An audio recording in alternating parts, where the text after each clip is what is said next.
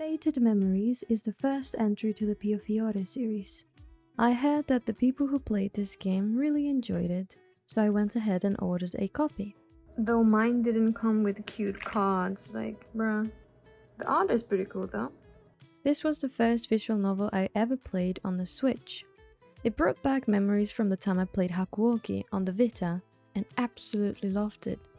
So I thought, hey, I might be in for a nice ride. Was my decision correct? Let's find out. Before we begin though, two things. In this video I'll only be reviewing the first game of the series, and there will be heavy spoilers. You ready to dive into the world of organized crime? Nice, let's go. Piofiore tells the story of Liliana Adornato, a young lady raised in the church. She's always kind and nice, helping the church sisters with anything they may need. She's always surrounded by little orphan kids asking her to play with them or read them a story, and she happily complies every time. You think her peaceful life would continue on forever? Heck nah. Destiny drags her into a world of crime, murder, mystery, and a bunch of hot mafia husbandos. The story takes place in Burlone, a cute little seaside town in Italy. The year is 1925, I think. I actually don't remember, but it's sometime around that time. The vibrant town of Burlone, which seems so relaxed and quiet, is actually the home of three mafia organizations. We have the Falzone family, ruled by Dante Falzone and his right-hand man Nicola Francesca. Then the rich and powerful Visconti family, with Gilbert Redford at the head. And finally the cheeky Lao Shu, with a bit of an insane leader, Yang. Although these families get into fights from time to time, their dynamic is interesting. Why? Because they have a common goal, keeping Burlone safe. Which is kind of ironic because they're the mafia. They bring trouble at times, yeah, but more often than not, they're nice people. Trust.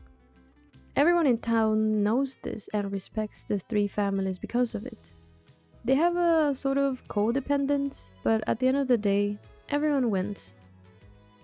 Fate will make Liliana interact with each of the families, getting involved with a bunch of nasty stuff. The game has a total of 5 love interests. 2 from the Falzone, 1 from the Visconti, 1 from the Lao Shu, and another one that is kind of an odd case. He's also my favorite.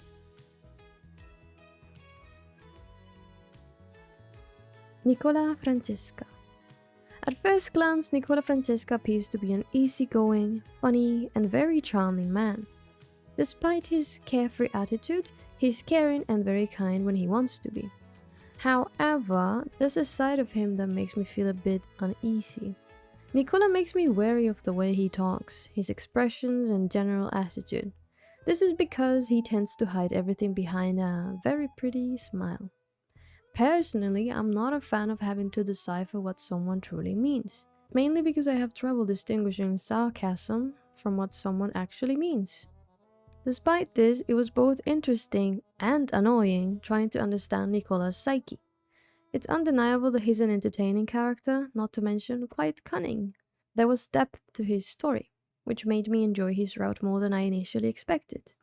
In other words, he's hot, he lies a lot, he's cheeky, and he wears a funny little fedora. That's Nicola, right? Someone that made me feel on edge, but not always in a fun way. Yang. My first thought when seeing Yang was, wow, I'm really gonna like this character. And I was right. Yang's design is great. His villainous vibe is enjoyable in all the wrong ways, and Okamoto's voice acting brings it all together. Yang is the type of person that gets bored incredibly easily, so he has to find ways to entertain himself. Relatable. What is not relatable, however, is the fact that to him, people and life itself serve the whole purpose of amusing him. The protagonist had a hard time understanding Yang's actions and words, but to me, he was pretty easy to read. How come I understood Yang but not Nicola? No idea. Something important to mention is that although I enjoyed his route, I also felt like the protagonist had little to no say in anything at all. I value freedom dearly, so it was a bit uncomfortable reading these chapters, to be honest. There's more to Yang that meets the eye, and I was very interested to know more about him. Was his route full of red flags? Yes, all over the place. Was it entertaining?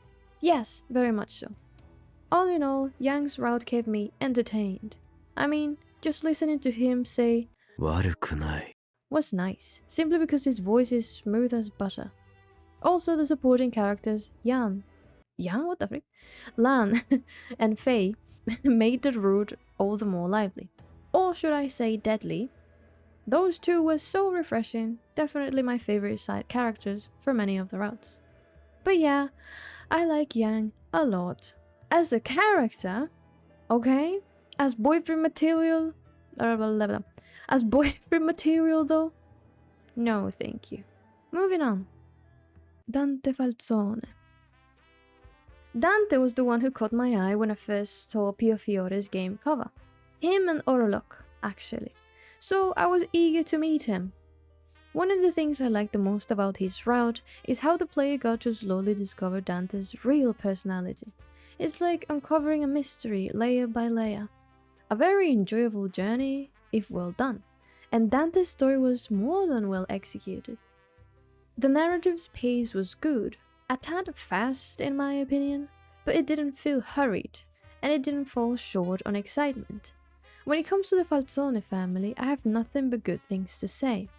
I know they're the Mafia, but it's intriguing how the image of them changes the more the player spends time with them. They are truly like a family.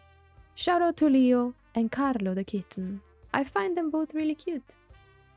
About the romantic side of Dante, all I can say is I liked it a lot. It felt natural and very sweet. Not all things are sweet though, and just like with Yang, the protagonist had little to no freedom when it comes to Dante. Thankfully things did change for the better later on, but some patterns never change, huh? Even though I think highly of Dante and his men, spoiler alert, the way he behaved during Orlok's bad route was absolutely disheartening and straight up traumatizing. It made me doubt everything I knew about him. The Dante I knew and loved was elsewhere, for sure. Dang. You just had to be there.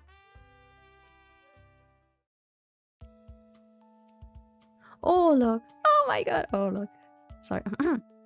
What can I say other than this man is a cutie patootie, a cinnamon roll personified. I finished his route the fastest, and I don't think it's because the story was short. I really couldn't wait to keep playing, it was that engaging. Being a church person, Orlok gets along well with the protagonist. Sure, some of the reviews may differ, but generally speaking they're quite similar, and found common ground right off the bat. There was a lot of chemistry, and it was lovely to see it. This mysterious informant and skilled assassin reminds me of a soldier who knows no fear and is solely focused on his mission. This is both a blessing and a flaw, one he later reflects on. Orlok is genuine, the kind of person that wouldn't deceive you just for the fun of it. I'm looking at you, Yang. He's for sure my favorite kind of person, and I'm so glad they added a character like him. He's quite different from the others, beginning with the fact that he's not a part of any of the Mafia families. He is, however, involved with everything in one way or another. And his voice actor? Oh my! 今日あなたと一緒に寝ちゃダメ? Hearing him is like listening to a soothing lullaby. Orlok's voice is truly sweet, just like his personality, especially when he blushes, which he does a lot, because he's a cinnamon roll. Words really can't explain how much I like this man, so I'll just stop right here because I think you get the picture. He's great. Gilbert. Did I write Gilberto?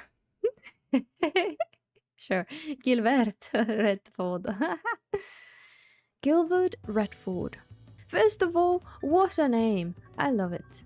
And I also love the confidence this man projects.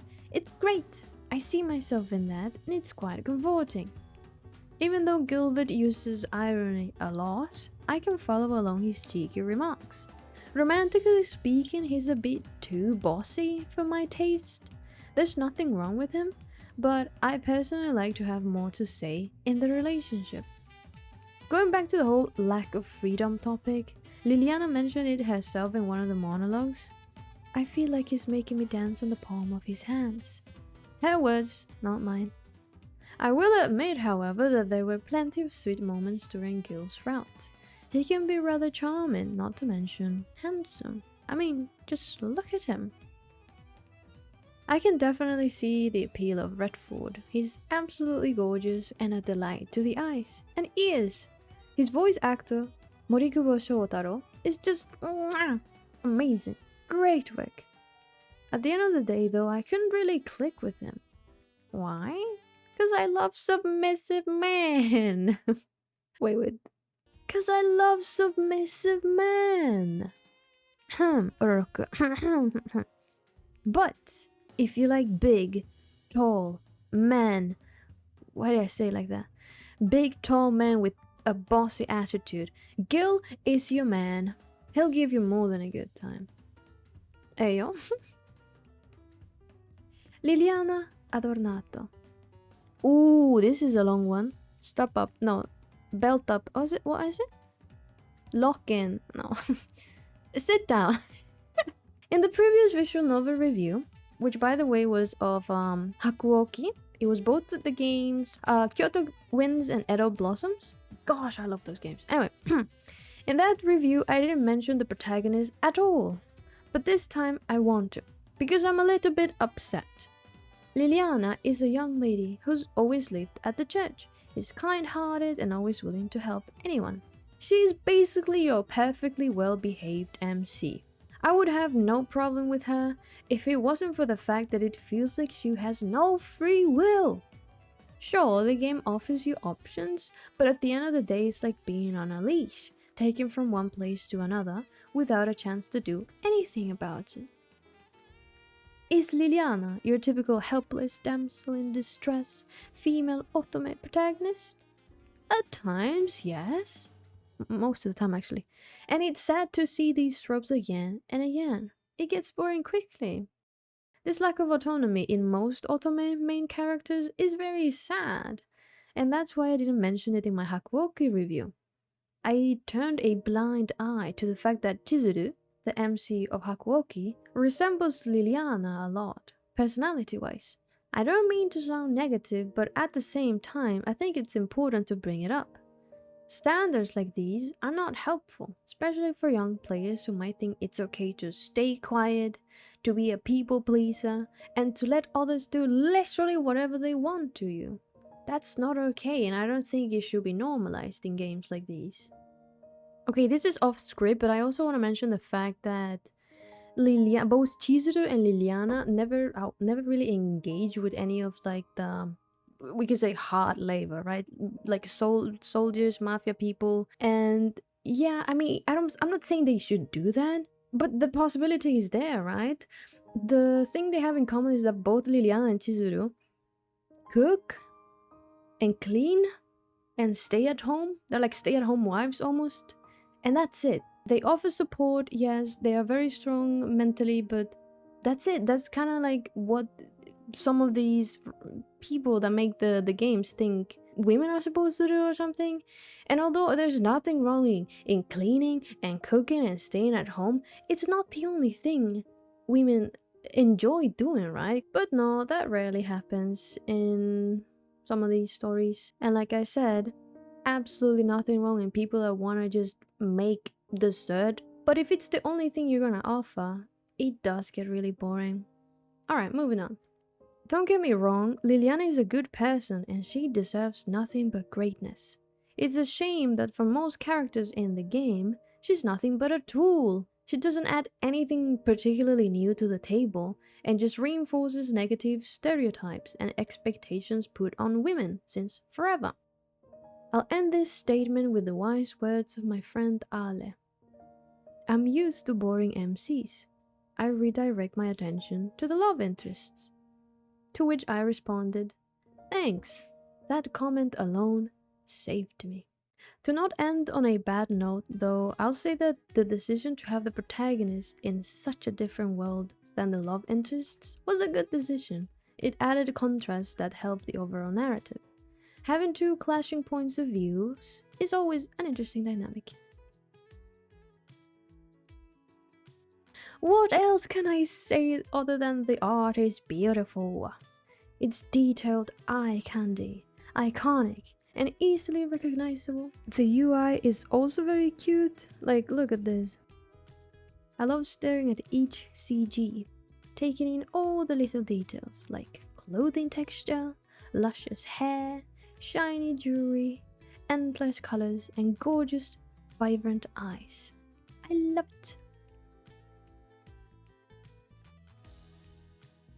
There's not much I can say about the music. It's nice, relaxing, fun. It's a bit of everything, and that's exactly what the game needed. Nothing really stood out though. If we compare it to the previous review I made of Hakuoki, in which I pointed out that to this date I still listen to the original soundtrack of the game because it's that good, I wouldn't be able to say the same about piofiore. Don't get me wrong, the music is lovely, and it does what it's supposed to, which is set the tone and accompany the story, but it's not super memorable. If I could choose a favorite track, I think it would be La Grazia dei Falzone, which is very relaxing, very nice, quiet, I like it. And also Il Mistero della Oshu. Il Mistero del... A ver, ¿qué está pasando? Il Mistero della Oshu. Il Mistero della Oshu. There we go. Those are pretty nice, I would say. I like him. If you take into consideration there's a good ending, a best ending, and a bad ending per character, I don't think I will be playing those again. This is a relatively long visual novel if you want to complete everything, so I think one read is enough. The game offers extra short stories and a sort of extra chapter per love interest, following the events after the bad and best ending of each of them. There's also the finale, which is a sort of conclusion to the whole story, and that was nice. It was very fun. piofiore is a game that, once picked up, will be difficult to put down. The stories narrated are immersive and intriguing. I also like the fact that many Italian words were said throughout the story, along with the names of dishes and desserts. So if you don't know Italian, you could learn a few words just by playing the game and reading the terminology provided in the game, or checking the dictionary from the extras menu. All in all, I enjoyed getting to know all the different characters, the mafia families, and the city of Burlone. Plus, I liked the mechanic where you could see the POV of others, including love interests. You could read their thoughts and see the world through their eyes. That was cool. I always liked that mechanic. Another cool feature was the meanwhile option, which allowed you to see other events that were happening at the same time. This kind of parallel narrative is used a lot in movies and shows, but I haven't seen it used that much in visual novels. It's a great idea, I must admit. That being said, I wouldn't fully recommend this game. I only loved one of the routes, enjoyed two, and felt kinda indifferent to the rest. I never related to the MC. It felt pretty bad to see her treated the way she was, and her just kind of accepting that. Like, girl, please do something. Some of the routes were pretty interesting, however, but not enough to change my opinion of the game. It might just be me though. I'm sure there's someone out there that is itching for a story like this with, and I quote this Reddit user, non-consensual human traffic, torture, drugs, and sex.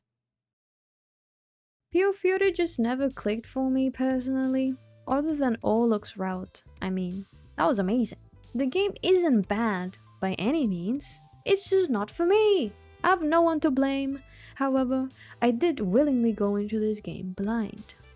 Expect the unexpected, embrace the mystery, and enjoy it. That's what I like to say. Oh, and Yang? You're such an asshole! I hope you liked the review. I've been working on this one for like, how long? Like 3 years? Like, what the heck? Let me see that actually.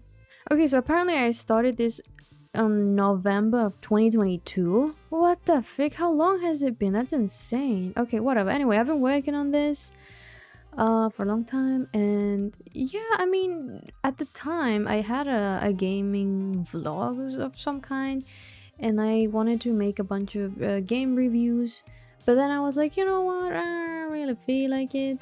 And then I was like, you know what, I'd rather make videos of this. So I made the Hakuoki one some time back, and it was super fun to make. So I decided to continue this review, and now it's a video. And I'm here in the snow with Oroloku. I freaking love him so much! So yeah, even though the game was not for me, and it had some yikes moments, just for the fact that I met this man, I don't regret anything. I'm satisfied. So yeah, if you would like to try something about specifically mafia things, I would recommend you go for it, even though it's not a perfect game. But what is perfect anyway, you know? Depends on the individual. Maybe you will love it. Actually, it's very well known in the community that everyone hates Yang because he's such a bitch. And I mean, yeah, I hate him too, but he's so freaking funny. And his voice is so sweet, nice. But he's an ass. It doesn't take from the fact that he's a complete bitch. But yeah, thank you. I will be playing Café Enchanté next, and I will be reviewing it, so I'll see you in the 2028 review of that game. No, I'm sorry. Okay, I hope I don't take that long completing that game, and even if I do, what does it matter? What does it matter if you take 3 years to complete an Otome game, as long as you enjoyed it, right? Or look, tell them goodbye. Goodbye, everyone. See you next time. Take care. Bye bye. 'Cause I love submissive men.